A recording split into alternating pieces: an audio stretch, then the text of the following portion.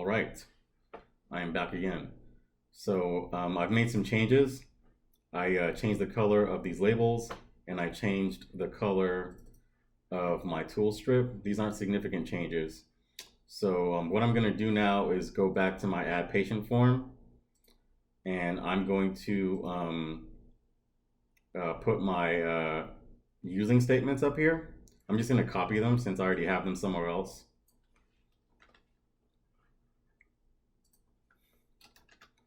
And then down here, you're going to want to initiate your Firebase config. And since I already have that on the main form, I'm just going to go back here, view the code, and I'm going to copy all this.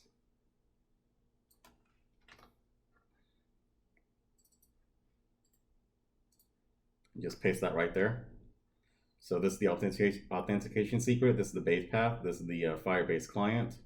And I'm going to want to initialize the client inside the patient load form. So we're going to go right here, go to the properties. We're already on the add patient form.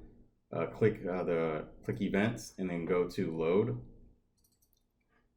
And when you load, you're going to want to do client equals new FireSharp Firebase client and take in your config file. So I'm going to go back here, main form. And that code is right here. Copy it. And then go back here and put this into my form load. And that should connect us to the database. So I'm not going to worry about showing a message box. And then I've already got my cancel button method. So whenever we want to create information that's going to be stored into this database. First, let's just do it here first. First thing I need to do is create a patient class. So I'm going to go here, click add class. We're going to call this patient class .cs. And I'm going to make this class public because I'll need to access it later. And then I'm just going to create some auto-implemented properties that are mostly of type string. I've already got this somewhere else, so it's a lot of typing. So I'm just going to copy it, and I'm going to explain everything that I'm doing. Okay. So I've got a string ID, first name, last name, physician, date of birth, admit date. The age is going to be an integer. Gender, address, phone number, marital status, ethnicity, religion, primary diagnosis, room number, so on and so forth. Then I've initiated a random object, and this is of patient class.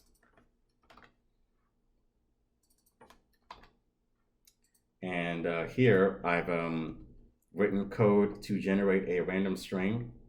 You're going to initialize a constant string of characters from A through Z. And then here I'm using link, string x equals new string of I enumerable repeat. Take in this string of arrays. And this is the number of the characters that you want to return. And then you want to select s, where s.random.next, this random number, takes in s.length, and then you turn that to an array.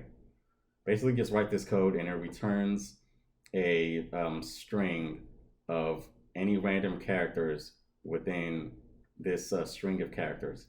And then you do the same thing for numbers 1 through 9. I didn't include 0 because sometimes it returns a random number that begins with 0, and that's not very good. So this is the second string that returns a random string of 4 numbers, and then you concatenate the numbers to the random string, and then I initialize the patient ID to this random string method, to the value that's returned by this random string method. I hope that was a good explanation.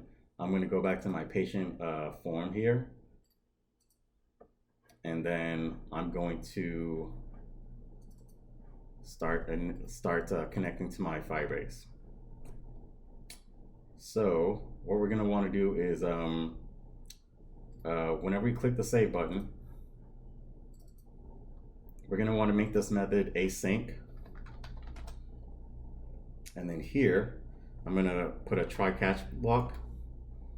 And then here, I'm just going to say error detected, message box.show, error has occurred. And then here, what we're going to want to do is instantiate a patient object. So first, I'm actually going to go back to my designer and rename these text boxes. So this is going to be first name text box. Now, good practice is to rename it like this.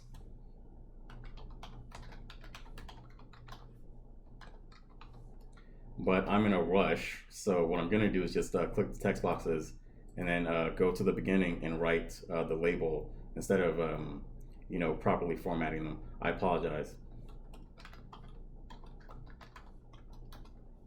This is going to be physician text box. This is going to be code status text box. This is going to be date time picker. Let's call this admit. And let's call this date of birth. This is going to be age text box.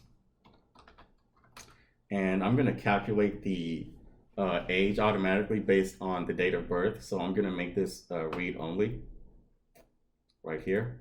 Make this true. And then I'm going to make this gender text box,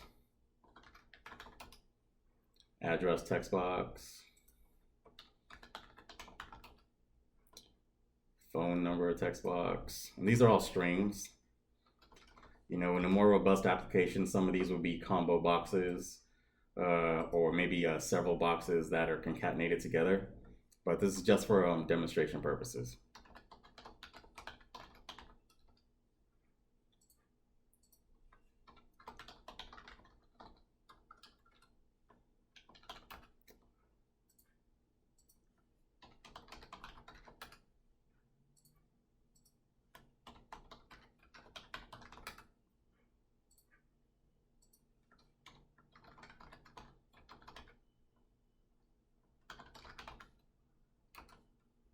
Okay, let's go back here. So whenever you click the save button, you're going to want to do a try catch block so you can catch any potential errors. And then I'm going to instantiate an object of the patient class. Patient class patient equals new patient class. And I'm going to say first name equals first name text box dot text. Actually, aside from my date time pickers, I think it's 15 controls. So I'm just going to copy and paste this. First name, last name, physician. Oops. First name, last name, physician, age, gender, address, phone number, marital status, ethnicity, religion, code, room number, primary diagnosis. So last name, physician, admit date. No, let's do age. And we're gonna have to convert this to text or a number. So convert .to int 32.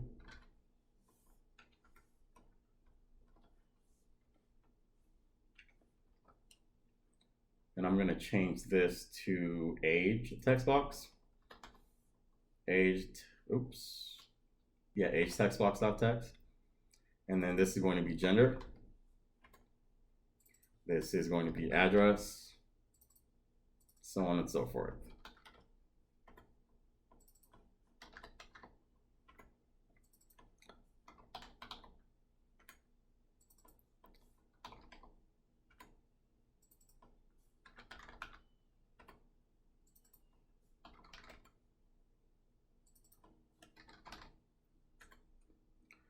And then for the date time objects, I'm gonna do date of birth equals date of birth time picker dot to short date string. Oh, dot value dot to short date string.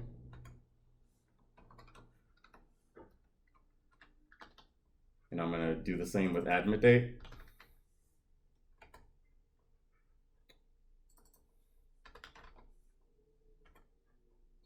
Take out this comma.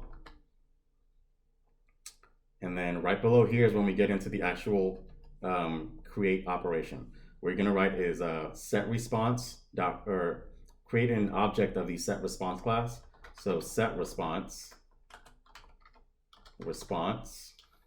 well, you can call it anything you want, but I'm gonna call it response, equals a wait, that's very important, the client object dot set async.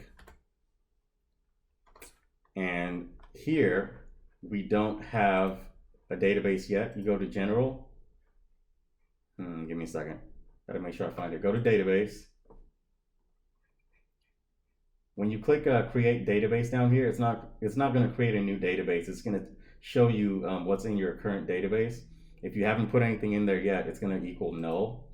So just go to test mode, enable, and there's nothing here right now. So because we've used this as a base path, and we have the authentication secret, whatever we create here is going to be created in this real-time Firebase. So here you're going to want to write set async. You got the base path and the authentication secret. So you're going to want to write client.set async, and we're going to call this patient database. And then you're going to want a / before the end of your quotations, plus I'm going to do the patient object dot patient ID, dot ID, which is randomly generated when you instantiate an object, and then the patient class, or the entire patient object rather. This is what's being stored in the database. So then to make sure that it's working, we're going to want to do messagebox.show.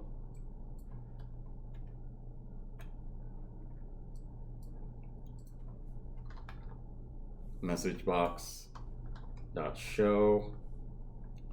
We're going to want to, let's say, I'll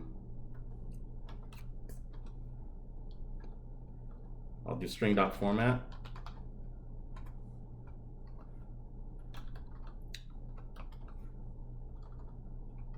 Patient, first name, last name has been inserted into database. And then here, you're going to want to put the patient object dot first name, and then patient object dot last name. Make sure to have your semicolon. And I believe this is it. And then at the end, I'm going to want to close the form. So just write this.close.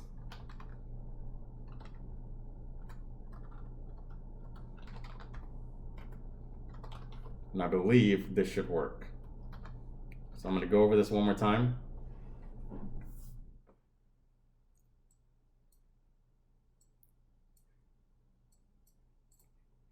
We are in the add patient form. Here are your using statements. Okay, using FireSharp.config.interfaces.response, you initialize a config object with an authentication secret, which is you'll have to go into your database or your Firebase to find that. And then this is your base path, so it's going to save right here. You instantiate a client object. Or you create a client object, you instantiate the client object when you load the form, and then when you click your save button, you instantiate a patient object, and then you initialize the values of the properties to what's in the text boxes, and then you write set response equals await client.set async. Anything you want here. Right now it's going to be patient database, so you can put whatever else you want, plus the patient ID.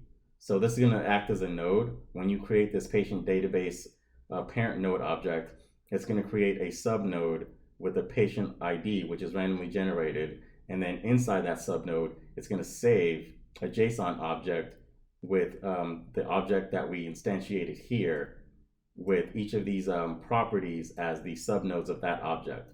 And then this message box is going to show that patient of placeholder has been inserted into a database. That's going to be first name, last name, close. Oh, you know what? I didn't write my method to convert the age. So before I do that, I'm going to go to designer, and I'm going to click date of birth, date time picker. I'm going to go to the events and click value changed method, or the value changed event. And here I'm going to write code to convert the to calculate the age of the patient based on the date that's picked currently in the date time picker. So I'm going to start by saying date time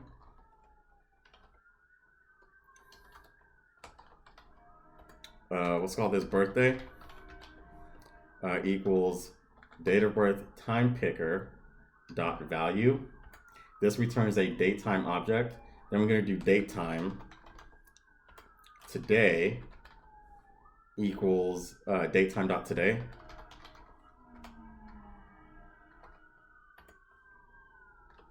And then we're going to create an integer of age called age, which equals the today object minus the birthday object, or rather the today object dot year. Today dot year minus birthday dot year. This will calculate the your age, but the problem is if you're born, say, a day after today's current day, then you're technically not the age that's being calculated. You're technically that age minus 1, because we don't all increase in age on January the 1st. So to calculate that properly, you're going to want to say if the birthday object is greater than the today object dot add years, and you're going to put in the negative value of the age that's calculated. You're going to decrement the age by 1, and then you're going to want to populate the age text box with this age integer dot toString.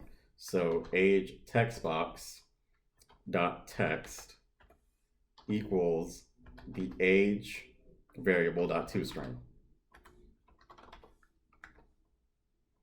And up here, it's calculating the age, and then it's converting it to a string. And then up here, when we instantiate the patient object and click the save button, the age property is being converted into a number. I'm going to go over here just to make sure that's a capital letter. Yeah, it's a capital letter. Okay. So go back here, and I think everything is ready. So save and build, and I'm going to start. And this is my Firebase right here. I'm going to do this so we can see it better. So this is my load form. I'm going to click here. It's going to load the patient entry form. And I'm going to say Robert Smith. We're going to call it Dr. John's. Code status is full code. The admit date, let's say he was admitted November 13th.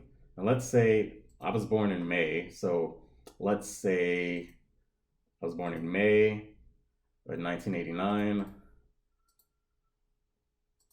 1989, May 1st, and I'm 30 years old. But let's say somebody was born in December of 1989. If you were born, today's date is the 8th. If you're born the 8th, let's say the 7th, it's going to say you're 30 years old. But if you're born on the 31st, then you're technically 29. So if we click 29, you'll see that this should change to 29, or the 31st rather. And there you go. So the age calculation works. And you can't edit this because it's read-only. So we're going to say male. Address is 123 Lane. Phone number is 555-555-5555. Marital status is single. Ethnicity is Asian. Religion is non-religious. And he's in room 515A. Primary diagnosis is COPD with exacerbation. There we go. So hopefully when we click this save button, you should see this Firebase populate with a patient database object. And then inside that patient database object, there should be a node with the randomly generated patient ID. And then inside that patient ID should be all this information. And if it doesn't work, we put it into a try catch block. So it should just show, error has occurred. So click save. And there we go. Patient Robert has been inserted into the database. So click the database. This is the random number that's generated. This is his age, his ID, and you see the ID equals the ID here. Robert. Here we have, address is Robert. Oh, my bad. I made an error. So I'm gonna go right here. I didn't change these. So first name text box. Let's do last name text box. Let's do physician. Let's do gender. Address. Phone number. Marital status. Ethnicity. Religion. Code status. Room number. And primary diagnosis. And I think that's right. So date of birth, admit. Everything should be correct now. Save, build. Since this is all incorrect information, what I'm gonna do is delete this, but because this patient object is no longer going to have any nodes, it'll also be deleted. Right, so it's all gone. And like I said earlier, we're writing patient database here, so that's what's being saved to the Firebase, but you could put anything. You could put tutorial, and it's going to save the random patient ID to the Firebase. And then the patient ID subnodes, it's going to be all the information that we put into the text boxes. So click start, do this again, add patient. Let's go Robert Smith.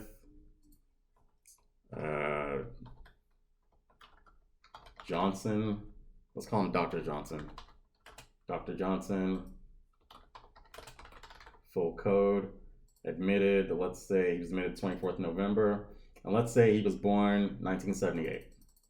So here we're going to go to 1978, June 14th. So he's 41 years old. We don't have to calculate that because it's done automatically. He is a male. Address is 123 Lane Avenue. Phone number is 555-555-5555. Marital status is single. Ethnicity, let's say he's black this time. Religion is Christian. Room number is 511A. Let's say COPD. And this is a multi-line text box, so I'm gonna go down here and put diabetes. And let's say non-healing wound. I'm going to click save, and this should populate with tutorial with a subnode of the patient ID. So save, tutorial. So Robert Smith has been inserted into database. So go down here. There we go. 41 years old, date of birth, the random ID that's generated, the address, admit date, full code. He's black. Robert, he's male. Smith, and these are all done by alphabetical order. Last name, marital status, phone number, Dr. Johnson. And you see here with the primary text box that's multi-line, whenever we clicked enter and went to the next line, it put in this /R/N carriage return, so that whenever you retrieve the information, it's going to show it on multiple lines. He's Christian, 511A. So our create function is working, and whenever you add a patient, when you click the save button, it closes the form and takes you back to this home page. So I'm going to show how to retrieve the information in the next video.